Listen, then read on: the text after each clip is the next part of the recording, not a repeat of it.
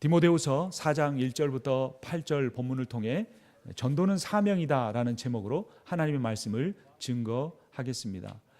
여러분, 데이빗 리빙스턴이라고 하는 선교사를 아십니까? 그분은 일찍이 아프리카 선교사로 갔습니다. 근데 그곳에서 참 힘들게 사역을 했습니다.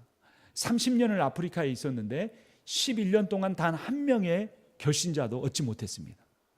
여러분, 이게 상상이 되십니까? 그 오지로 낯선 곳으로 자기의 모든 것을 드리고 갈 때는 얼마나 기도했겠습니까?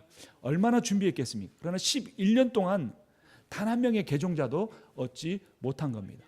그래서 이 데이빗 리빙스턴 선교사님이 결단을 했습니다. 하나님이 날 이곳에 보내주셨을 때는 뜻이 있을 텐데 내가 이곳에서 이렇게 머물고만 있어서는 안 되겠다 생각하고, 다른 선교사님들은 다 도시 지역에 머물러 있는데 그때가 수십 년 전인데요, 그 데이빗 리빙스턴 선교사님은 내가 아프리카를 횡단해 나가겠다 결단하고 갔습니다. 그리고 그곳으로 가면서 그 원주민들을 만나서 생명의 위협을 겪고, 또는 맹수를 만나면서 생명의 위협을 겪었습니다. 한 번은 사자에게 물렸습니다. 그리고 그 목숨이 위태로운 상황이었습니다. 그때 데이빗 리빙스턴 선교사님은 그 선교사님을 걱정하는 많은 사람들을 향하여 이렇게 말했습니다. 여러분, 사명자는 결코 죽지 않습니다. 이렇게 고백했다는 겁니다. 리빙스턴 선교사님에게는 하나님의 복음을 전하고자 하는 그 사명이 있었습니다. 왜 사느냐? 내가 주님이 주신, 나에게 주신 이 사명을 감당하기 위해 산다라고 하는 그 인생의 목적이 분명하게 있었습니다. 그래서 아무리 원주민이 위협을 하고 맹수가 나를 위협해도 내가 아직 완수하지 못한 이 사명이 있기 때문에 내가 결코 그 사명 완수하기 전에는 죽지 않는다라고 하면서 사명자는 결코 죽지 않는다라고 하는 유명한 말을 남긴 것입니다. 여러분, 우리는 무엇을 위해 삽니까? 우리는 무엇 때문에 마음이 슬프거나 때로는 기분이 좋지 않습니까? 우리는 무엇 때문에 기분이 좋거나 마음의 기쁨이 가득합니까? 그 이유가 하나님께서 우리에게 주신 사명 때문이어야 할 것입니다. 여러분, 전도는 선택이 아닙니다. 전도는 해도 되고 안 해도 되는 것이 아닙니다. 전도는 시간이 나면 하고 내 여건이 안 되면 안 하는 것이 아니고, 전도는 우리에게 맡겨진 사명입니다. 오늘 본문 1절 말씀 우리 한 목소리로 읽도록 하겠습니다. 하나님 앞과 살아있는 자와 죽은 자를 심판하실 그리스도 예수 앞에서 그가 나타나실 것과 그의 나라를 두고 엄히 명하노니. 어떻게 명한다고 말하고 있습니까? 엄히 명한다. 엄중하게 명령한다. 이 명령은 반드시 지켜야 하는 것이다 라고 엄중하게 말한다는 겁니다. 근데 그 말하게 되는 그 배경이 뭐냐면, 살아있는 자와 죽은 자를 심판하실 그리스도 예수 앞에서 하는 것입니다. 그리고 그 예수 그리스도가 다시 나타나실 것이다, 재림하실 것이다. 그래서 그분이 재림하셔서 이루실 나라를 두고 엄중히 명령한다, 이렇게 말하는 겁니다. 우리 주 예수 그리스도께서 이 땅에 다시 오실 것을 믿으십니까? 그분이 이미 죽은 자는 부활시켜서 심판하시고 살아있는 자는 산채로 주님 앞에서 심판을 당할 것을 믿으십니까? 그 상황을 두고 엄중히 명령한다는 겁니다. 그러니까 그때에 하나님 앞에 심판대에 섰을 때 우리가 어떤 자세로 나가야 되는가, 우리 인생을 어떻게 산 다음에 주님 앞에 나아가야 되는가, 그것을 두고 말하는 겁니다. 이 비슷한 내용으로 고린도후서 5장 10절은 이렇게 말합니다. 이는 우리가 다 반드시 그리스도의 심판대 앞에 나타나게 되어 각각 선악간에 그 몸으로 행한 것을 따라 받으려 함이라 라고 말합니다. 그 다음에 이 선악간에 좋고 그름을 심판받을 내용은 무엇일까요? 오늘 본문 2절 말씀을 우리 한 목소리로 읽겠습니다. 너는 말씀을 전파하라. 때를 얻든지 못 얻든지 항상 힘쓰라. 범사의 오래 참음과 가르침으로 경책하며 경계하며 권하라. 아멘. 우리는 말씀을 어떻게 해야 합니까? 우리는 말씀을 듣기만 하면 됩니까? 우리는 말씀을 배우기만 하면 됩니까? 말씀을 전파하는 것은 목회자가 하는 것이죠. 신학도 배우고 설교 훈련을 받은 목회자만 하는 것이죠. 아닙니다. 우리 모두가 다 말씀을 전파해야 됩니다. 그런데 목회자는 풀타임으로 교회에서 사역을 하는 사람이니까 할 수 있죠. 때가 있으니까, 기회가 있으니까. 그런데 성경은 무엇이라고 말합니까? 너는 말씀을 전파하라. 때가 있을 때만, 기회가 있을 때만 전하라고 말하고 있습니까? 무엇이라고 말합니까? 때를 얻든지 못 얻든지. 때를 얻든지 못 얻든지 어떻게 힘쓰라? 항상 힘쓰라 라고 엄히 명했습니다.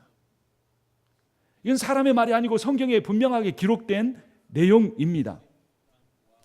우리는 말씀을 전해야 할 의무가 있습니다.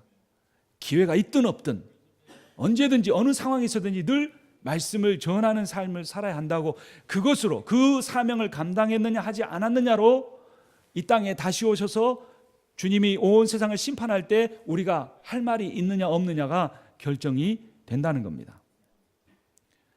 사도 바울이 한 말일까요? 마태복음을 보면 예수님께서 직접 이렇게 명령하셨습니다. 예수께서 나와 말씀하여 이르시되 하늘과 땅의 모든 권세를 내게 주셨으니 그러므로 너희는 가서 모든 족속으로 제자를 삼아 아버지와 아들과 성령의 이름으로 세례를 주고 내가 너희에게 분부한 모든 것을 가르쳐 지키게 하라. 볼지어다 내가 세상 끝날까지 너희와 항상 함께 있으리라 하시니라. 이 말씀을 마치시고 예수님은 제자들이 보는 그 눈 앞에서 하늘로 올라가셨습니다. 그러니까 이 세상을 떠나기 직전에 하신 명령이 바로 사도 바울이 엄히 명령한 그 내용과 정확하게 일치합니다. 그렇다면 이 말씀을 전파하라고 했는데 이 말씀을 전한다는 것의 그 의미는 무엇이고 또 어떻게 전해야 하는가, 우리가 그런 궁금증을 가질 수 있습니다. 첫 번째는 복음 전파의 대상이 누구냐라는 것입니다. 사도행전 1장 6절에서 8절을 보면 그들이 모였을 때 예수께 여쭈어 이르되 주께서 이스라엘 나라를 회복하심이 이때이니까 하니 이르시되 때와 시기는 아버지께서 자기의 권한에 두셨으니 너희가 알 바 아니요 오직 성령이 너희에게 마시면 너희가 권능을 받고 예루살렘과 온 유대와 사마리아 땅끝까지 이르러 내 증인이 되리라 하시니라. 여러분, 여기서 예수님이 성령이 임하면 복음을 전하라고 했는데 어디서부터 전하라고 말하고 있습니까? 제일 먼저는 예루살렘, 그 다음에 온 유대, 그 다음에 사마리아, 그 다음에 땅끝까지 가라고 한 겁니다. 그럼 예루살렘이면 우리가 예루살렘까지 가라는 명령입니까? 그렇지 않죠. 예수님이 초대교회를 향하여 하신 말씀입니다. 초대교회가 어디에 있었습니까? 예루살렘에 있었죠. 그러니까 그 초대교회가 있는 곳부터 복음을 전하고 그 다음에 전국적으로 가고 그 다음에 그들이 가장 싫어하는 사마리아인, 우리로 말하면 북한 땅 같은 데서 복음을 증거하고 그 다음에 땅끝까지 가라라는 것입니다. 이 가까운 곳에서부터 복음을 전파해야 합니다. 가깝다는 것은 지리적으로만 아니라 관계적으로도 가깝다는 의미입니다. 우리도 먼저 가까운 사람에게 복음을 전해야 합니다.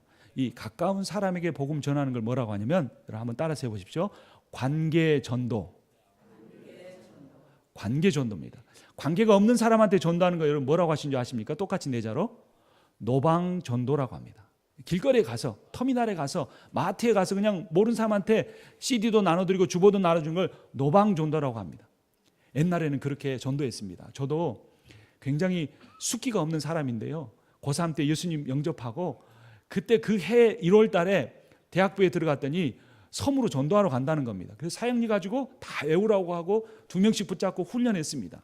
그리고 나서 이제 섬으로 가기 전에 교회에서 가까운 터미널로 가서 복음을 전했습니다. 그리고 기타를 들고 한 그 선배가 기타를 치면 나머지가 찬양을 딱 하면 사람들이 집중을 하는 거예요. 그럼 집중하면 이제 찬양하는 사람 몇 명 있고 나머지 사람은 준비한 전도지를 꺼내서 사람들 앞에 나눠주는 겁니다. 그냥 나눠주는 게 아니라 예수 믿으십시오, 예수 믿으십시오 이렇게 나눠주는 겁니다. 그러면요, 그때는 사람들이 주목을 했어요. 그때 뭐 기타가 별로 있지도 않았고요, 뭐 길거리에서 노래 부르는 사람도 많지 않았습니다. 근데 여러분 요즘은 어떻습니까? 인터넷이 얼마나 발달하고 좋은 TV가 많은지 노래가 좋은 일들이 뭐 볼거리가 차고도 넘칩니다. 그래서 노방전도는 사실상 어려운 게 사실입니다. 그리고 이 지역에 우리가 노방 전도할 만한 그런 장소도 많지 않습니다. 그래서 우리는 예수님이 가르쳐 주신 관계 전도를 해야 하는 것입니다. 우리 성경을 같이 찾아보겠습니다. 요한복음 1장 35절부터입니다. 제가 가진 성경으로 신약성경 142페이지입니다. 1장 35절부터 보겠습니다. 또 이튿날 요한이 자기 제자 중 두 사람과 함께 섰다가 예수께서 지나심을 거니심을 보고 말하되 보라 하나님의 어린 양이로다. 두 제자가 그의 말을 듣고 예수를 따르거늘. 자, 하나님의 어린 양이로다라고 하는 말을 누가 했습니까? 요한이 했습니다. 이 요한은 세례 요한입니다. 사도 요한이 아니고 세례 요한이 했는데 세례 요한의 말을 듣고 그의 두 제자가 예수님을 따라간 겁니다. 38절 예수께서 돌이켜 그 따르는 것을 보시고 물어 이르시되 무엇을 구하느냐 이르되 랍비여 어디 계시오니까 하니 랍비는 번역하면 선생이라. 예수께서 이르시되 와서 보라. 그러므로 그들이 가서 계신 데를 보고 그날 함께 거하니 그때가 10시쯤 되었더라. 요한의 말을 듣고 예수를 따르는 두 사람 중에 하나는 시몬 베드로의 형제 안드레라. 그러니까 안드레가 예수님의 제자 되기 전에 누구의 제자였습니까? 세례 요한의 제자였던 겁니다. 근데 예수님을 보고 따르게 된 겁니다. 근데 안드레가 어떤 일을 하냐면 41절 말씀 같이 읽습니다.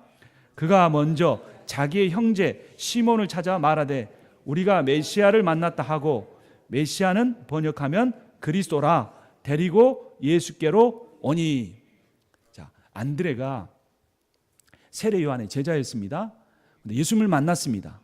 예수님을 따라가 보니 이분이 메시아란 사실을, 구원자란 사실을 깨닫게 되었습니다. 그래서 안드레가 가장 먼저 누구에게 이 사실을 알려주었습니까? 그의 형 베드로에게 알려준 겁니다. 이게 바로 관계 전도입니다. 내 혈육에게, 내가 가장 사랑하는 사람인데 교회를 다니지 않는 사람에게, 교회를 다니다가 쉬고 있는 사람에게 가서 복음을 전하는 것, 이것이 관계 전도입니다. 여러분, 다른 사람에게 복음을 전하기 전에 자기 가족에게 복음을 전하십시오. 디모데전서 5장 8절은 이렇게 말합니다. 누구든지 자기 친족, 특히 자기 가족을 돌보지 아니하면 믿음을 배반한 자여 불신자보다 더 악한 자니라. 작년 여름에 저희 장인 장모님이 미국에 오셨죠. 그리고 제가 목회하는 것도 보고 사택에서 한 2주 정도 계시다 가셨습니다. 제 아내에게는 늘 부담이 있었습니다.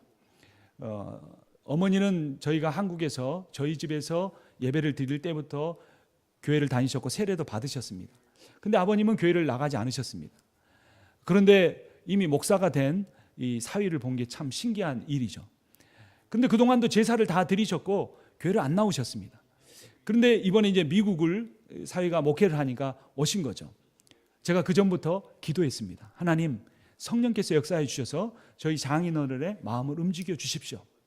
예배를 2번을 드리셨습니다. 2번 예배를 드리면서 마음이 조금씩 오픈되어 갔습니다. 아마 우리 교회가 참 화목하고 참 이렇게 하나님의 영이 충만해서 우리 장인어른에게도 영향이 미쳐진 것 같습니다.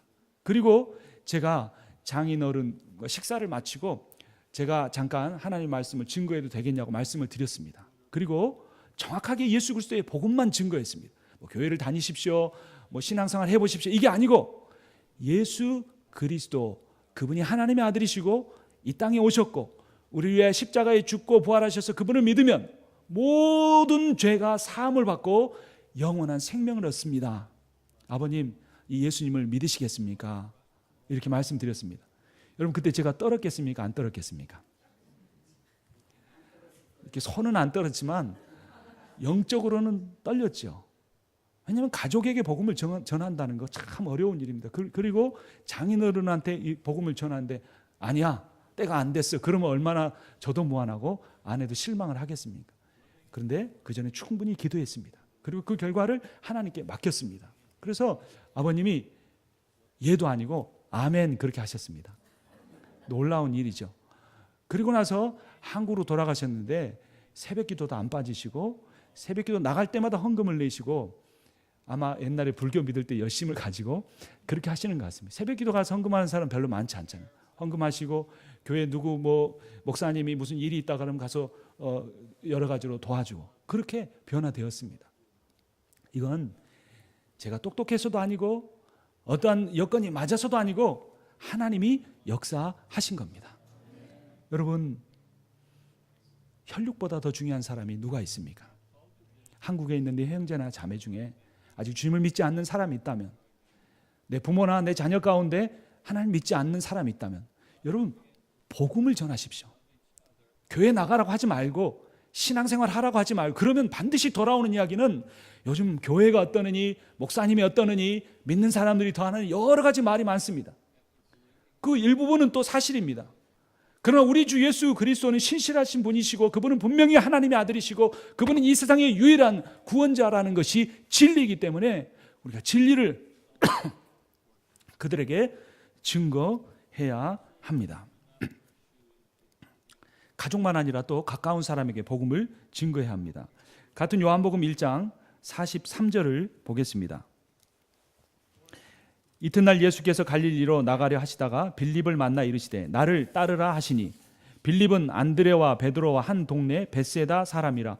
빌립이 나다나엘을 찾아 이르되 모세가 율법에 기록하였고 여러 선지자가 기록한 그 일을 우리가 만났으니 요셉의 아들 나사렛 예수니라. 나다나엘이 이르되 나사렛에서 무슨 선한 것이 날 수 있느냐? 빌립이 이르되 와서 보라 하니라. 아멘. 빌립이 예수님을 만난 다음에 그의 친구 누구에게 갔습니까? 나다나엘에게 갔습니다. 그리고 내가 구원자를 만났다, 메시아를 만났다라고 증거했습니다. 그랬더니 뭐라고 말합니까? 나사렛에서 무슨 선한 것이 날 수 있겠느냐?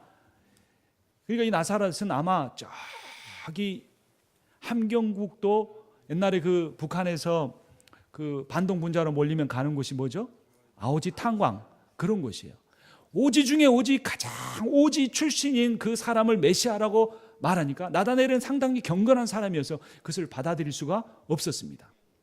그때 이 빌립이 뭐라고 합니까? 아니야 성경을 더 읽어봐 하면서 논쟁을 했습니까? 그렇지 않습니다. 뭐라고 말했습니까? 딱 두 단어. 뭐라고 그랬습니까?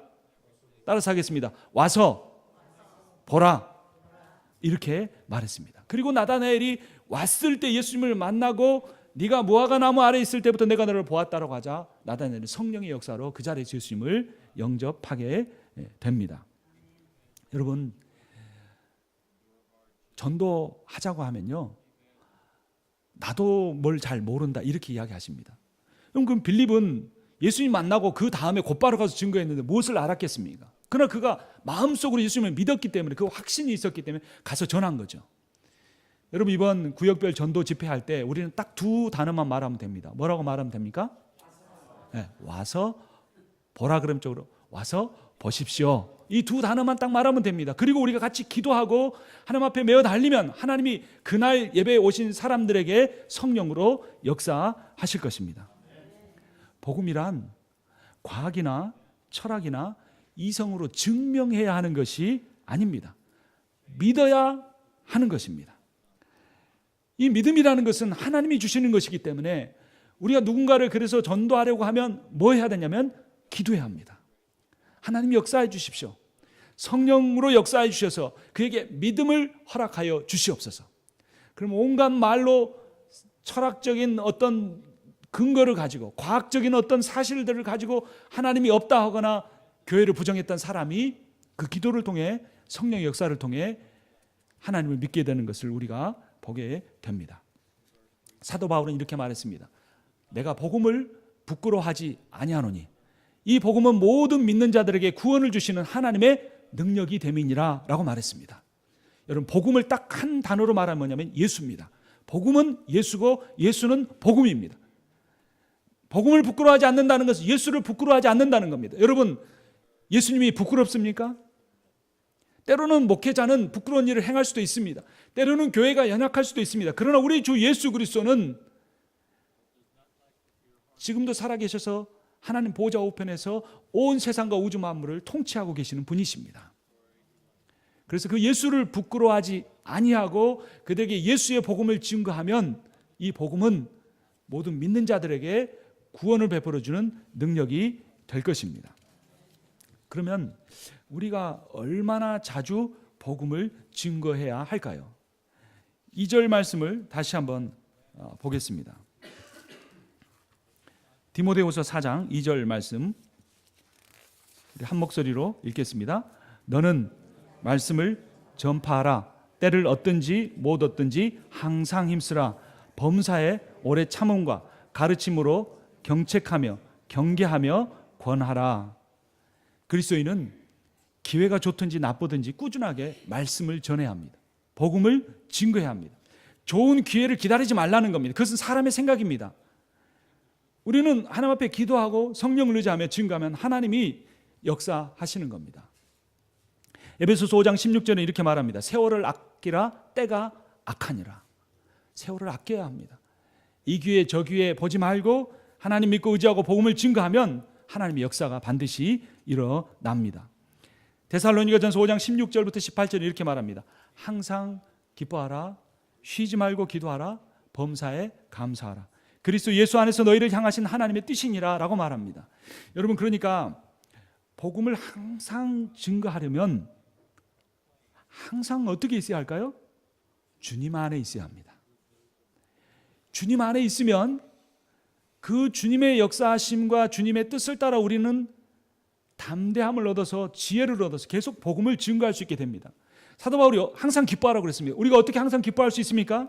쉬지 말고 기도하라고 그랬습니다. 어떻게 우리가 쉬지 않고 기도할 수 있습니까? 범사에 감사하라고 했습니다. 우리가 어떻게 모든 일에 감사할 수 있습니까? 그런데 그 뒤에 내용이 중요합니다. 그리스도 예수 안에서 너희를 향한 하나님의 뜻이니라. 그리스도 안에 있으면, 예수 안에 있으면 내 삶은 힘들고 어려워도 기뻐할 수 있습니다. 예수 그리스도 안에 있으면 기도하게 되어 있습니다. 예수 그리스도 안에 있으면 불평과 불만과 어떤 사람의 말이 나오는 것이 아니라 범사에 모든 일에 감사할 거리들이 고백되어지게 되어 있습니다. 그래서 내가 복음을 증거해야 되는 것 역시 내가 어떻게 무슨 말을 하지? 저 사람한테는 어떤 식으로 접근해야 되지? 언제가 좋은 때일까? 이런 걸 생각하지 말고 뭘 생각해야 되냐면 내가 예수 안에 있는가? 내가 그리스도 안에 있는가? 내가 비즈니스 할 때 그리스도 안에서 행하는가? 내가 자녀에게 권면할 때 예수님 안에 있는가? 내가 교회 봉사할 때 예수님 안에 있는가? 이것만 점검하면 주님이 원하시는 것이, 주님이 마지막 이 세상을 떠나면서 명령하신 것이 가서 복음 증거하라고 하는 것이기 때문에 예수 안에 거하면 우리가 그 때를 얻든지 못 얻든지 항상 복음을 증거할 수 있습니다. 그러면 여러분, 주님 안에 거한다는 것은 무엇일까요? 어떻게 해야 주님 안에 거하는 것일까요? 그것을 점검할 수 있을까요? 영적 신비한 어떤 영적인 눈이 있다면 볼 수 있을까요? 그건 하나님만이 아시겠죠, 그 사람과. 그런데 예수님이 하신 말씀을 보면 예수님 안에 거한다는 것이 어떤 의미인지를 조금은 알 수 있습니다. 요한복음 15장을 가보겠습니다. 요한복음 아까 폈으니까 요한복음 15장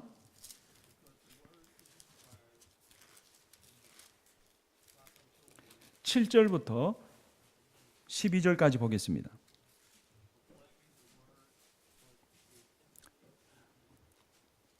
제가 읽겠습니다.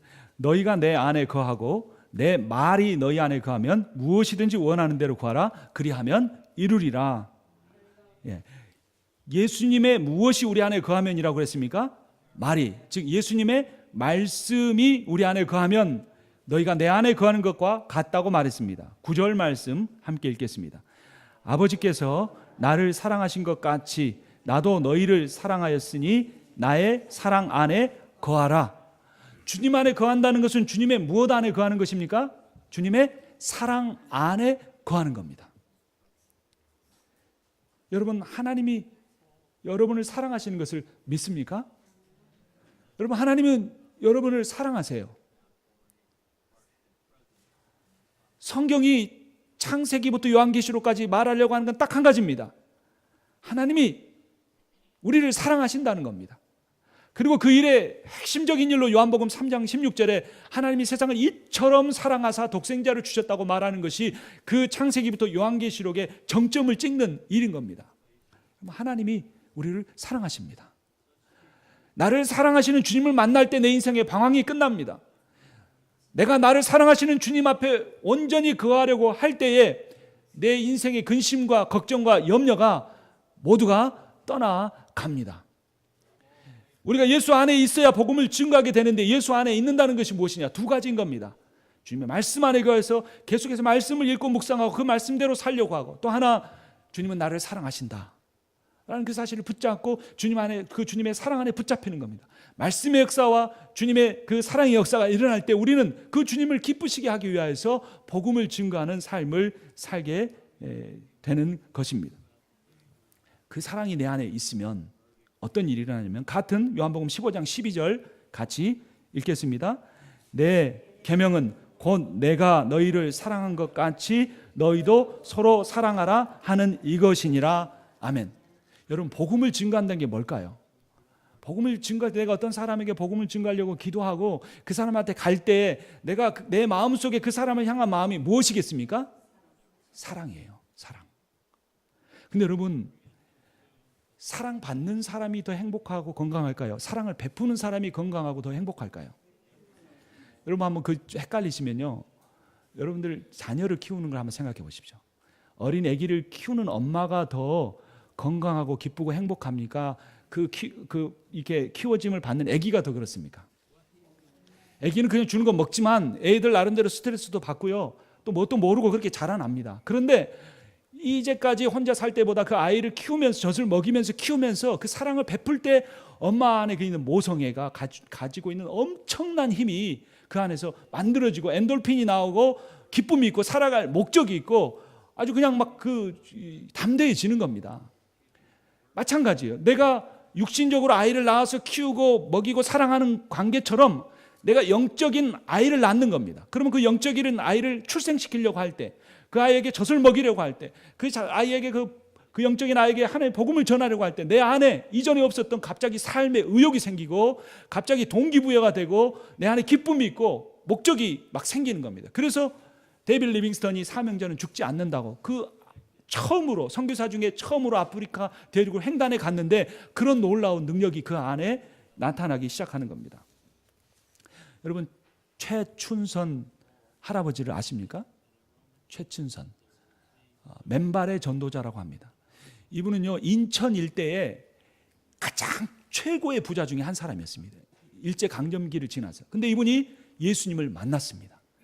만나도 제대로 만났습니다. 그래서 어떻게 했냐면 땅을 다 팔아버렸습니다. 그리고 그 일대에 있는 가난한 사람들한테 다 나눠줬습니다. 땅만 아니라 집까지 다 나눠줘버리고, 그때부터 이분이 어떻게 하냐면 신발을 안 신고 전도하러 다녔습니다. 나는 우리 주님보다 더 자격 없는 사람인데 하나님이 나를 사명자로 불러주셨으니까 내가 맨발로 다닌다. 그럼 사람들이 맨발로 다니면 뭐라고 하셨냐면, 우리나라가 통일될 때까지 내 맨발로 다니면서 전도한다고 이랬습니다. 그러니까 하나님 나라만 사랑한 게 아니라 조국도 사랑했던 겁니다. 이 조국이 나눠져 있는데 내가 어떻게 신발을 신고 다니며 전도하겠느냐 하면서 맨발로 다녔는데요, 여름이나 가을이나 봄은 그렇게 맨발로 다닐 수 있죠. 겨울에 그 전도를 하러 다니는데, 여러분, 지하철이 겨울에 춥습니까? 안 춥습니까? 땅 밑에가 춥죠. 그리고 그 지하철이 그 대리석으로 되어 있는데요, 그 오버코트 입고 따뜻한 신발을 신어도 발이 시렵습니다. 이렇게 발을 동동 거리고 있어야 전철이 올 때까지 기다렸어요. 근데 이분은 맨발로 전철을 돌아다녔습니다. 앞에도 피켓을 걸고 뒤에도 예수 천당 피켓 걸고 모자에다가 또 하나를 딱 만들었습니다. 그리고 예수 믿으라고. 다른 복잡하게 말하지 않았습니다. 예수 믿으십시오. 예수 믿고 천당 가십시오. 이 복음을 증거했습니다. 그리고 어느 날과 같이 또 복음을 증거하러 피켓을 들고 지하철을 탔는데, 이 사람 저 사람이 복음을 증거하다가 그 전철 안에 의자에 앉아서 앉은 채로 하나님 나라로 가셨습니다. 얼마나 행복한 죽음, 얼마나 아름다운 사명자의 죽음이었습니까? 근데 그분이 그 인천 일대 가장 부자로 살 때보다 맨발의 전도자로 다닐 때 그분의 얼굴이 얼마나 평화스러웠는지 모릅니다. 얼마나 기쁨이 있었고 확신이 있었고, 나를 사랑하신 그 주님을 위하여 내가 이 일에 부름받았다는 일에 감사하고 기뻐하면서 그 사명을 감당했는지 모릅니다. 그리고 이제 그 아들이 목회자가 되어서 목회를 하고 있습니다. 여러분, 우리가 사명자로 부름받았다는 사실은 이처럼 이런 놀라운 은혜와 능력이 있는 일인 것입니다. 그래서 우리는 하나님의 복음을 전하는 일에 우리의 삶의 가장 우선순위를 두고 살아야 합니다. 그런데 전도자가 주의해야 할 일이 있습니다. 5절 말씀, 오늘 본문으로 돌아와서 디모데 후서 4장 5절 말씀 함께 읽겠습니다. 그러나 너는 모든 일에 신중하여 고난을 받으며 전도자의 일을 하며 내 직무를 다하라. 네. 여기서 너의 모든 일에 뭐 하라고 말합니까? 신중하라라고 합니다. 신중하다. 이 신중하다는 단어가 헬라어를 그대로 번역하면 정신을 차려라 이런 의미입니다. 정신을 차려라. 그러니까 조금 약간 번역의 뉘앙스가 다르죠. 또 더 자세히 설명하면 어떤 의미냐면 술에 취하지 않는 맑은 정신을 유지하라 이런 의미입니다. 과거에 그 한국 전쟁 전에 한국의 많은 사람들이 남자분들이 일찍 돌아가셨죠. 그 이유가 무엇이었는지 아십니까? 술 때문이었습니다. 담배 때문이었습니다. 이때 에베소 당시에도 많은 사람들이 술에 취해 살아갔습니다. 사도 바울은 그들을 향하여 신중하라, 정신을 차리라, 술에 취하지 않는 맑은 정신을 유지하라고 말했던 겁니다. 그런데 에베소서 5장 18절에서는 또 이렇게 말합니다. 술 취하지 말라, 이는 방탕한 것이니 오직 성령으로 충만함을 받으라라고 말합니다. 그러니까 이 신중하라는 말은 그냥 세상적으로 술에 취해 살아가지 말아라 이 정도가 아니라 무엇에 취하여, 무엇에 충만하여 살아가라는 것입니까? 성령에 충만하여 살아가야 한다는 것입니다. 그렇게 성령에 충만할 때 앞서 말씀드린 것처럼 하나님께서 하나님의 역사를 성령을 통하여 일으켜 주실 것입니다. 그런데 내가 그렇게 신중한 마음을 가지고 성령 충만에 가서 복음을 증거해도 사람들이 이렇게 쉽게 변화되지 않습니다. 한 구절만 읽겠습니다. 오늘 본문 3절과 4절입니다. 때가 이르리니 사람이 바른 교훈을 받지 아니하며 귀가 가려워서 자기의 사욕을 따를 스승을 많이 두고 또 그 귀를 진리에서 돌이켜 허탄한 이야기를 따르리라. 아멘. 여러분, 사람들이 자기의 구미에 맞는 말을 좋아합니다. 그리고 귀에 거슬리는 말은 듣기 싫어합니다.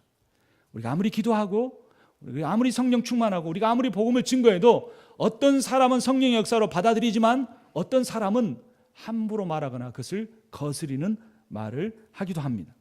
그러나 우리는 그럼에도 불구하고 복음을 전파하는 사람은 사람의 반응에 치우치지 말고 내가 전파하는 복음에 집중해야 합니다.